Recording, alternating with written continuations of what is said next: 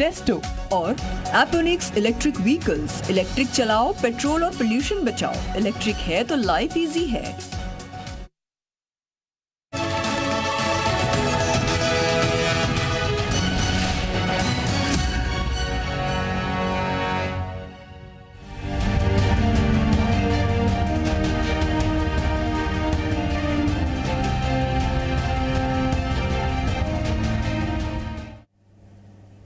स्वागत है आपका, आपके साथ मैं हूं शिल्पा रावत। लखीमपुर खीरी के गौला गौकरनाथ विधानसभा सीट पर उपचुनाव हो रहा है। सुबह 7 बजे से ही लोग अपने मत का इस्तेमाल कर रहे हैं। बीजेपी के अमन गिरी मैदान में है तो सपा के विनय तिवारी यहां पर टक्कर दे रहे हैं। दोनों के बीच कांटे की टक्कर है। ग्राउंड जीरो से जी उत्तर प्रदेश उत्तराखंड की बड़ी कवरेज लगातार जारी है। सुबह 9 बजे तक 10.9% वोटिंग हो चुकी है गौला गौकरनाथ में। लेकिन सबसे बड़ा सवाल ये कि गौला के मैदान में कौन यहां पर बाजीगर बनेगा, जनता किसके नाम पर मोहर लगाएगी और ईवीएम में किसके नाम पर बटन दब रहा है, कौन कितना मजबूत है, किसका पलड़ा कितना भारी है, इसी को लेकर बहस करेंगे। लेकिन फिलहाल हम कुछ तस्वीरें भी आपको दिखा रहे हैं। लोग जो है वो अपना वोट कास्ट करने जा रहे हैं। लेकिन इस वक्त सबसे पहले इसी खबर से जुड़ी एक बड़ी खबर आपको बता दें। गौला गौकरनाथ उपचुनाव से जुड़ी बड़ी खबर ये कि गौला सीट पर सुबह से मतदान चल रहा है। 9 बजे तक का जो मत प्रतिशत सामने आया है 10.9% सामने आया है। यानी कि अभी तक 10.9% मत यहां पर लोगों ने डाल दिए हैं। और सुबह से हम आपको तस्वीरें दिखा रहे हैं किस तरीके से लोग अपना वोट कास्ट करने के लिए यहां पर जा रहे हैं। बुजुर्ग हो, जवान हो, महिलाएं हो, अपने वोट का इस्तेमाल करने के लिए यहां पर जा रहे हैं। ये 4 तस्वीरें इस उपचुनाव की जंग को दिखाने के लिए आपके लिए काफी होंगी। किस तरीके से उपचुनाव की जंग चल रही है। सीधा मुकाबला है अमन गिरी के बीच और विनय तिवारी के बीच। दोनों में कांटे की टक्कर है। यहाँ पर कुर्मी और मुस्लिम वोट बैंक जो है यहाँ पर मायने रखता है। कुर्मी बीजेपी की तरफ जाता है, मुस्लिम वोट बैंक सपा की तरफ जाता है। तो ऐसे में दोनों ही कैंडिडेट यहाँ पर टक्कर एक दूसरे को देते हुए नजर आएंगे। और विनय तिवारी की अगर बात की जाए तो विनय तिवारी राजनीति में उतर चुके हैं, पहले से पहले भी खड़े हो चुके हैं यहाँ पर राजनीति में। लेकिन हालांकि उन्हें हार का सामना करना पड़ा था यहाँ पर। अमन की अगर बात की जाए तो अमन हाल ही में राजनीति में आ रहे हैं। उनके पिता के आकस्मिक निधन के बाद उनको यहाँ पर प्रत्याशी बनाया गया है। और उसके बाद अब ये देखना कि जनता जो है किसके पक्ष में यहां पर वोट करती है। लेकिन ये 4 तस्वीरें सबसे पहले आप देखिएगा। ये जो तस्वीर आप इधर देख पा रहे होंगे, वोटिंग यहां पर की जा रही है, वो तस्वीरें हैं। पूरी तरीके से यहां पर इंतजाम किए गए, सुरक्षा के पुख्ता इंतजाम किए गए। इसके अलावा अगर बात की जाए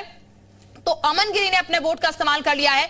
विनय तिवारी जो है उन्होंने भी अपने वोट का इस्तेमाल किया। यानी कि दोनों प्रत्याशी सुबह सुबह पोलिंग बूथ पर पहुंच गए थे अपने वोट का इस्तेमाल करने के लिए। और ये एक अच्छे जनप्रतिनिधि की निशानी है कि वो खुद अपना वोट सबसे पहले कास्ट करे सुबह सुबह और लोगों को भी इसके लिए जागरूक करे। क्योंकि लगातार उपचुनाव में बायपोल्स की अगर बात की जाए तो ये कहा जाता है कि मत प्रतिशत पहले की अपेक्षा घट जाता है, लोगों का रुझान जो है वो कम हो जाता है। लेकिन यहाँ पर एक अच्छा संदेश देने की कोशिश जो है वो अमन गिरी और विनय तिवारी की तरफ से किया गया है। क्योंकि दोनों ही अपना वोट कास्ट करने के लिए सुबह सुबह पोलिंग बूथ पर नजर आए थे। उसकी तस्वीरें हमने आपको दिखाई थी और तस्वीरें अभी भी हम आपको दिखा रहे हैं। फिलहाल सुरक्षा के खासा इंतजाम यहां पर किए गए हैं। पूरी तरीके से सुरक्षा जो है वो चाक चौबंद यहां पर की गई है। और डीएम की तरफ से भी कहा गया है अगर किसी भी तरीके की बदमाशी करने की कोशिश की गई यहां पर किसी की तरफ से तो फिर सख्त एक्शन जो है वो यहां पर उठाया जाएगा। यानी कि किसी को बख्शा नहीं जाएगा। फिलहाल लोग अपना वोट कास्ट करने के लिए जा रहे हैं। सुबह 7 बजे से ही लोग अपना वोट जो है वो डालने के लिए पहुंच रहे हैं। तमाम तस्वीरें लगातार हम आप तक पहुंचा रहे थे। और ऐसे में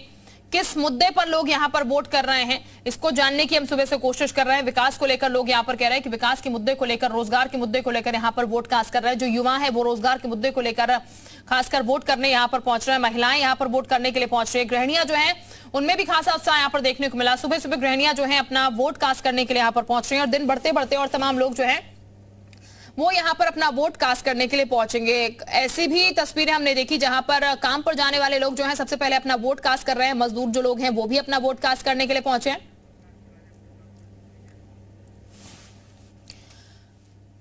हमारे साथ तमाम खास मेहमान जुड़े के चर्चा करने के लिए। लेकिन इस वक्त हमारे साथ आनंद प्रकाश तिवारी साहब हैं, एसपी नेता है। बहुत स्वागत सर आपका जी उत्तर प्रदेश उत्तराखंड पर। तिवारी साहब, क्या समीकरण आपको नजर आ रहे हैं? तैयारी आप लोगों ने भी पूरी की है। उम्मीद कितनी है विनय तिवारी से यहाँ पर? 200%। ठीक, 200% की उम्मीद लेकर आप चल रहे हैं। लेकिन पहले सर हार गए थे, तब बीजेपी का कैंडिडेट यहाँ पर था। अब पहले तो देखिए बहुत सारी चीजें छत में लोग तरह तरह के करते हैं। जिस तरीके से लोग ब्रेन वॉश करते हैं, पूरा मीडिया पूरा तंत्र लेकर के लोग जुटते हैं, झूठ का माया जाल फैलाते हैं। तो उसमें हमारी जनता दिग्भ्रमित हो गई थी, भ्रम की स्थिति में आ गई थी। लेकिन इस बार ऐसा कुछ नहीं है। इस बार हम लोग 200% जीत रहे हैं। और सहानुभूति का वोट कितना मिलेगा, क्या मिलेगा? सहानुभूति ठीक है, हमारी भी सहानुभूति है, अमन के साथ उसके पिता की मृत्यु हुई है, लेकिन जिस तरीके से इनके नेता लोग किसानों को रौंद के मार रहे हैं और जो खुलेआम जो मर्डर कर रहे हैं दौड़ा करके, और उनका गृह राज्य मंत्री बना फिर रहा है वो, तो इससे जनता आजीज आ चुकी है और बहुत ही व्यापक असंतोष और इन लोगों के प्रति बहुत ही असंतोष है वहाँ पर। ठीक, लेकिन बीजेपी तो कह रहे हैं विकास के नाम पर उतर रहे हैं। विकास जो हमने किया, हमारे विधायक ने जो यहाँ पर विकास किया, तमाम जो लोगों की भलाई के काम करे, उसी के आधार पर हम यहाँ पर वोट मांग रहे हैं। सर, आप किस आधार पर यहाँ पर जा रहे हैं? जनता से वोट की अपील आप लोगों ने किस आधार पर की है?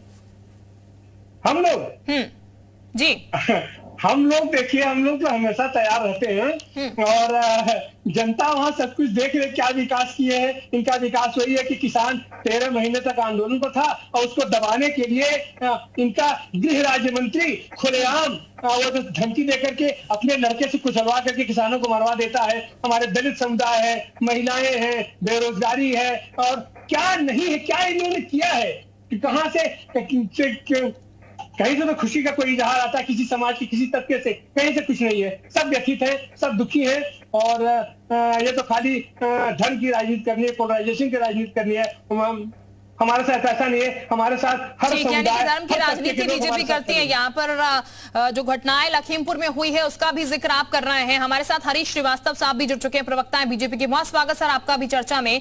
इसके साथ साथ हमारे साथ विजय उपाध्याय साहब भी जुड़ चुके हैं, राजनीतिक विश्लेषक हैं। बहुत स्वागत सर आपका भी जी उत्तर प्रदेश उत्तराखंड पर।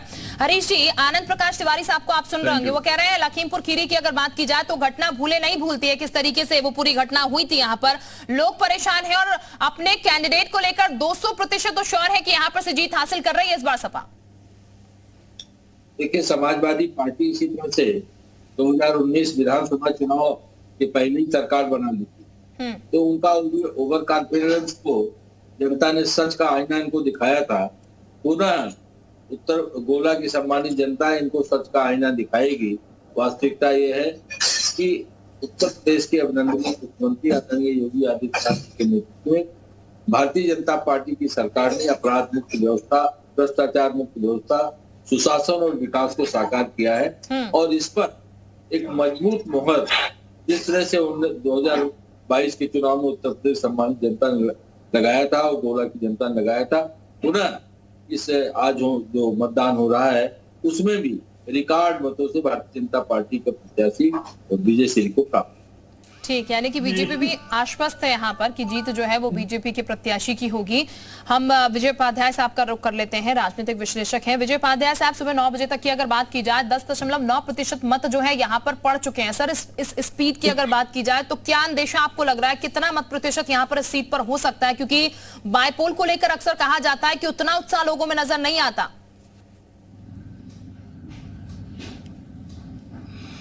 नहीं, बाईपोल में अगर एक्टिविटी पक्ष विपक्ष की बढ़िया है तो पोलिंग बढ़िया होती है। कई बार प्रतिष्ठाजनक मुकाबले होते हैं तो अच्छी वोटिंग हो जाती है। औसतन मुझे लगता है कि 60% के आसपास मतदान होना चाहिए, लेकिन ये 70% तक भी जा सकता है। कई ऐसे लोकल इश्यूज हैं, जैसा अभी सपा के प्रवक्ता कह रहे थे, सपा के लिए एक बहुत महत्वपूर्ण लड़ाई है, चूंकि 2012 के बाद ये सीट वो जीत नहीं पाए हैं और बाई इलेक्शन एक मौका है। हालांकि ये विधानसभा आम चुनाव के ठीक 6 महीने बाद हो रहे हैं और 6 महीने का कोई समय ज्यादा नहीं होता है। 22 में बीजेपी जीती थी और चूंकि विधायक जी का निधन हो गया तो उनका बेटा चुनाव लड़ रहा है। ठीक है, जैसा आप कह रही थी कि यहाँ थोड़ी सिंपैथी तो जरूर होती है और सिटिंग एमएलए जिसको जिताया है पब्लिक ने अभी 6 महीने पहले, निश्चित तौर पे उनके सिंपैथी वोट है, बीजेपी के वोट हैं और आमतौर पे बाई इलेक्शन रूलिंग पार्टी से के फेवर में जाता है। जो एवरेज है इसका वो रूलिंग पार्टी के फेवर में ही रहता है। और उत्तर प्रदेश में भी बीजेपी की सरकार 4.5 साल तक रहेगी, तो 4.5 साल तक सत्ता से ही लोग जुड़ना चाहेंगे। चूंकि जनरल इलेक्शन में तो पता नहीं होता सरकार किसकी बनेगी, लेकिन बाई इलेक्शन में तो पहले से पता होता है कि सरकार किसकी है। और इस सीट से कोई फर्क नहीं पड़ने वाला सरकार के कैरेक्टर पर, तो इसलिए मुझे ज्यादा संभावना यही लगता है कि ये सीट जो है उपाध्याय साहब फर्क इतना नहीं पड़ेगा, लेकिन शायद फिर भी प्रिपरेशन पूरी की गई है इसको जीतने के लिए। लेकिन उपाध्याय साहब, अगर विशाल हमारे सहयोगी भी हमारे साथ जुड़े, उनके पास भी हम चलेंगे, लेकिन उपाध्याय साहब अगर अभी जिक्र किया जाए अमन गिरी की अगर हम बात करते हैं, चूंकि विनय तिवारी पहले भी चुनाव में उतर चुके हैं, भले ही उन्हें हार का सामना करना पड़ा है, लेकिन अमन गिरी की अगर बात की जाए तो बैकग्राउंड उनका पिता का राजनीतिक जरूर रहा है, उनका बैकग्राउंड राजनीतिक नहीं रहा है, वो बिजनेस संभालते थे। ऐसे में क्या इसका कोई इंपैक्ट पड़ता हुआ नजर आएगा सर वोटिंग पे? देखिए, नए कैंडिडेट के साथ कोई नेगेटिविटी नहीं होती है। लोगों को अच्छी ही उम्मीद होती है कि विधायक का पुत्र है, राजनीतिक परिवार से है, नया लड़का है तो अच्छा काम करेगा। और एक यूथ होने का फायदा भी मिलता है, कई फैक्टर हो जाते हैं। पुराने प्रत्याशी के साथ किंतु परंतु वाले तमाम हैं, कुछ लोग खुश हैं, कुछ नाराज हैं, कुछ लोग जिनके काम राजनीति में रहते हुए आपने मना कर दिया, नहीं करा पाए, वो लोग नाराज हो जाते हैं, या कोई और इश्यूज होते हैं। लेकिन एक फ्रेश कैंडिडेट के सामने ये सारी समस्याएं नहीं होती हैं। वो तो सीधे सीधे कोरा कागज की तरीके से जनता के बीच में आ गया और जनता अभी उस पे भरोसा निश्चित तौर पे ज्यादा करती है। ठीक है, यानी कि सर इसका प्लस पॉइंट एक तरीके से कह सकते हैं, थोड़े प्लस नंबर जो है वो मिल सकते हैं अमन गिरी को यहाँ पर, क्योंकि छवि जो है बिल्कुल एकदम साफ है, क्लियर है। विशाल का भी जरा रुक कर लेते हैं, हमारे सहयोगी विशाल भी इस वक्त हमारे साथ जुड़े हैं। विशाल, 10 बजे से ज्यादा का समय हो चुका है, 9 बजे तक मत प्रतिशत की अगर बात की जाए 10.9 मत प्रतिशत यहाँ पर हो चुका है। अभी क्या स्थिति दिख रही है वोटिंग की यहाँ पर? देखिए, फिलहाल जो तमाम मतदाता हैं वो अपने घरों से निकल रहे हैं और वोट कर रहे हैं। आपको मैं तस्वीरें दिखा देता हूं कि देख सकते हैं आप कि तमाम जो यहाँ पर पब्लिक इंटर कॉलेज में जो बूथ हैं, यहाँ पर तमाम जो लोग हैं वो लगातार यहाँ पर मतदान करने के लिए पहुँच रहे हैं। और ख़ास तौर से सबसे अच्छी बात यह है कि सुबह से ही हम यहाँ पर लोगों की भीड़ जो है वो देख रहे हैं। कुछ मतदाता भी हमारे साथ हैं, उनसे ही बात कर लेते हैं जो वोट करके आए हैं। आपने अपना वोट कर दिया है? जी, कर दिया। अच्छा, ये बताइए कि लोगों से क्या अपील करेंगे कि वो वोट करने, क्योंकि अभी तक कई लोग ऐसे हैं जो घरों से नहीं निकले हैं। देखिए, मैं यही कहना चाहूँगा कि सभी से कि घर से निकलिए, वोट डालिए, पहले मतदान फिर जलपान। इससे यह होता है कि भीड़ भाड़ का सामना नहीं करना होता है और धूप भी नहीं लगती है, तो अच्छे से मतदान कर सकते हैं। और काफ़ी अच्छा, किन मुद्दों को लेकर आप लोग वोट कर रहे हैं? दिमाग में क्या मुद्दे हैं?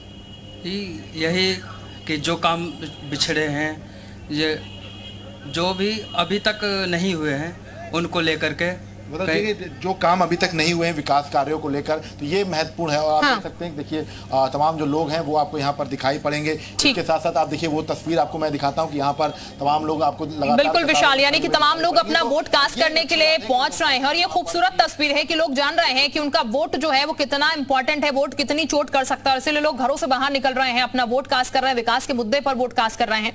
बेहतर तस्वीर है। वापस मैं आपके पास लौटूंगी। तमाम और सहयोगी हमारे साथ बने हुए, तमाम खास मेहमान हमारे साथ बने हुए हैं। हम एक बार फिर जरा रुक करते हैं सपा पार्टी के प्रवक्ता का। आनंद जी, अगर बात की जाए तो इस उपचुनाव में आपने देखा होगा किस तरीके से सीएम योगी आदित्यनाथ प्रचार करने के लिए यहां पर पहुंचे थे, बीजेपी के बड़े नेता पहुंचे थे। जाहिर है आपके बीच और बीजेपी के बीच, यानी कि आप दोनों पार्टी के बीच यहां पर टक्कर है। ऐसे में क्या ऐसा नहीं है कि आप लोगों ने हल्के में ले लिया क्योंकि आपकी तरफ से कोई बड़ा चेहरा नजर नहीं आया? हमारे यहाँ हर कार्यकर्ता बड़ा चेहरा है हमारे यहाँ। और ये आप जिसको बड़ा बड़ा चेहरा कहती है ना, तो इन यही लोग उसकी समस्या है। वो अमन गिरी कोरा कागज, इससे कोई दो राय नहीं है, लेकिन उस कागज पर जो काले काले धब्बे हैं, जो उस पर कीचड़ जमा हुआ है, उसके बेचारा कैसे साफ करेगा? सुप्रीम कोर्ट में आपके गृह राज्य मंत्री का केस खुल गया है, खुलेआम लहराते हुए शांति व्यवस्था की स्थिति है कि खुलेआम जो तो रिवॉल्वर लहराते हुए उन्होंने हत्या की है और उनके लड़के ने सीधा सीधा कार से कुचला है लोगों को। और वहां पर दलितों की क्या स्थिति है, बेरोजगारों की क्या स्थिति है, महिलाओं की क्या स्थिति है, किसानों की क्या स्थिति है। तो इसके लिए ये लोग वहां जितना दौरा किए हैं उतना ही उसका नकारात्मक असर पड़ा होगा। आप उसको कंफर्म रहिए। ठीक है। हरीश श्रीवास्तव जी, आप आनंद प्रकाश तिवारी को सुन रहे हैं। विनय तिवारी जी से भी हमारे सहयोगी ने बात की। विनय तिवारी जी कह रहे थे हमारा, जो कि आनंद जी भी कह रहे हैं, हमारा हर एक कार्यकर्ता जो है वो अखिलेश और शायद बीजेपी को डर है, इसीलिए मुख्यमंत्री को भी यहाँ पर बुलाना पड़ा, क्योंकि हम लगातार कार्यकर्ता जो है वही चुनाव जिता सकते हैं। लेकिन बीजेपी इतनी डरी हुई है कि बड़े बड़े नेताओं का जमावड़ा यहाँ पर रहा, सीएम योगी आदित्यनाथ तक इस उपचुनाव में उतर आए।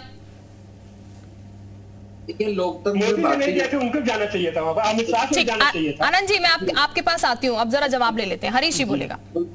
और लोकतंत्र का सम्मान करता है। भारतीय जनता पार्टी का यशस्वी नेतृत्व संगठन, इसीलिए पार्टी की बड़ा से बड़ा नेता जनता जनार्दन से रूबरू होता है, उनके साथ संवाद और समन्वय करता है और उनके साथ मिल बैठ करके वहां की समस्याओं पर चर्चा, उनका समाधान करते हैं।